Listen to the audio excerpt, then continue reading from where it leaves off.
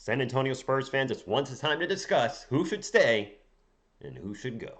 I don't ever slow up, no I don't take I got no love for the fakeness. If you wanna play tough and wanna hate this, I'll always show up and make a statement.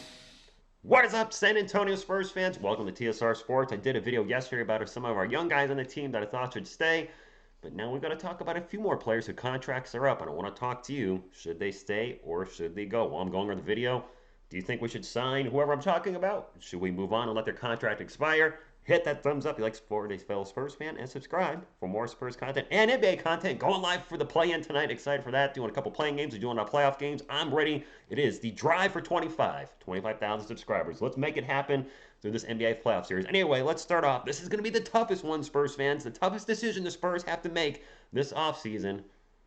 What to do with Tre Jones. The 23-year-old 6'1 point guard finished the season with 2 triple-doubles in the last month. He has a phenomenal assist-to-turnover ratio, 6.6 assists, 1.6 turnovers. That's what, 4-1. That's pretty darn good. Has shown us an ability to finish in the paint despite his size. He does play good defense. Does have occasionally issues with bigger point guards since he's 6'1", which unfortunately is most point guards in the league. He is a terrible three-point shooter, shooting around 29% for the season.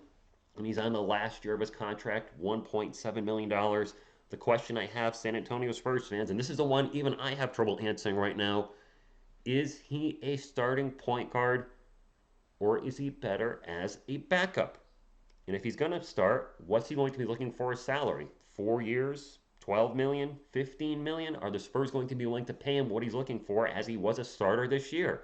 Or can we keep him as a backup? What would his salary be then? 4 years for 10 million? I don't know. It's going to be very difficult to figure out what to do with Tre Jones moving forward. I liked a lot of things I saw with him, but there are some holes in his game, which like a lot of our team right now. And then, of course, there's also the caveat, what if the Spurs draft second overall and they draft Scoot Henderson? If that's the case, then Tre Jones is likely out, with Blake Leslie maybe being our backup. Or do the Spurs feel like Blake is not ready to be a backup and resign Tre? I don't know. This is the one player on the roster when I look at, and I'm like, Spurs fans, I don't know what's going to happen with him. Wish him the best no matter what happens. If he stays, I'll be rooting for him. If he goes, good luck to you. Once a Spur, always a Spur. Up next, and these next ones probably going to be fairly easy, which is why these players are on this video. Romeo Langford. Still young, 23-year-old 6'4 guard. Made $5.6 million this year, which in Rise's salary was that high, and he has shown flashes of greatness here and there, being one of our best defenders on the court, a ability to finish at the rim, a great offensive rebounder for his size. However, he missed 39 games this year. In every year of Romeo Langford's career, he has missed time. He's never healthy.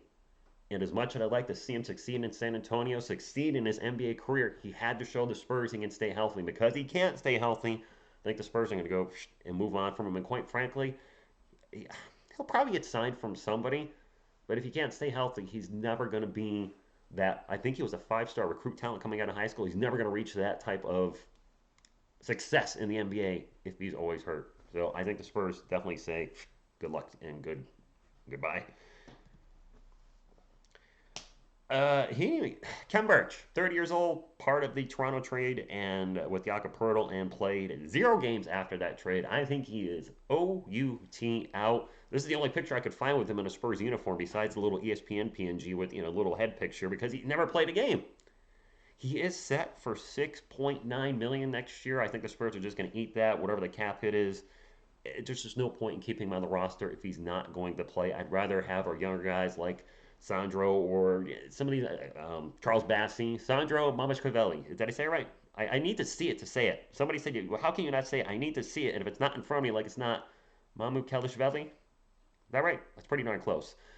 Anyway, I think Ken Birch is out. And last but not least, he's 33 years old. He's clearly not part of the team's plans. Gorgui Dieng is not going to get re-signed. That being said, not re-signed as a player, but you guys have suggested in the comments quite a bit here and there, maybe as a coach.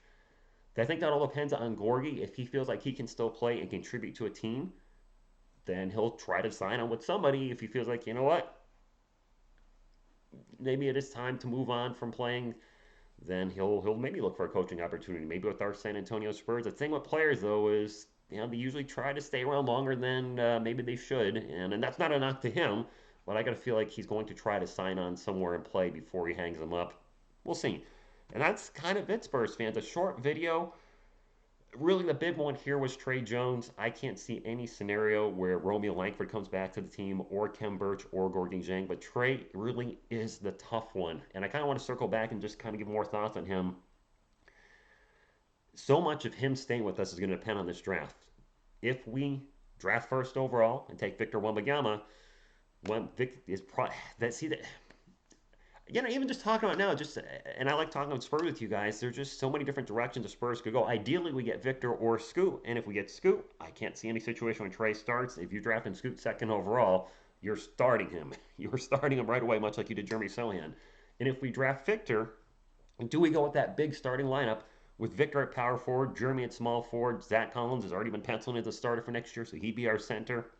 And then that would leave, I guess, Devin and Keldon at the guard spot, or Keldon at small forward and Jeremy playing a point forward / point guard. I know some of you are kind of against that. I certainly see why. I'd much rather have a true point guard. Then again, this is today's NBA where positions are just kind of seem like they're just kind of labels, and you can just swap players around, and you got your wings, you just got players. It just seems like a formality now to label a player with the position, where players just kind of go where they are, to whether if it's the offensive or defensive scheme, regardless of what position they're set to play. It's an exciting time still to be a Spurs fan. I'm very curious to see what they're going to do in this offseason, see who they keep, see who they extend, see who they say goodbye to, and of course, the biggest thing, Spurs fans, where do we draft? We find out May 18th, 16th, somewhere around there, and then the actual draft is in June. This is, for Spurs fans, obviously the biggest draft since we drafted Tim Duncan in 97. So hopefully, no matter what happens, we at least get a top 2 pick. I would prefer number 1, but I'll be content with top 2. That's all I got, Spurs fans. Thank you for tuning in, and hope to see you. Hoping to see some live NBA playoff games. It'll be fun. A lot of our former Spurs, DeJounte Murray, DeMar DeRozan, and then there's just a whole giant list. Try to cover as many guys as I can on the Eastern Conference. Going to try to avoid the Western Conference as much as possible until maybe the Western Conference Finals, because those games are usually late, and I just don't want to stay up late. Anyway, I'm rambling. Thank you for tuning in, and as always, go Spurs, go!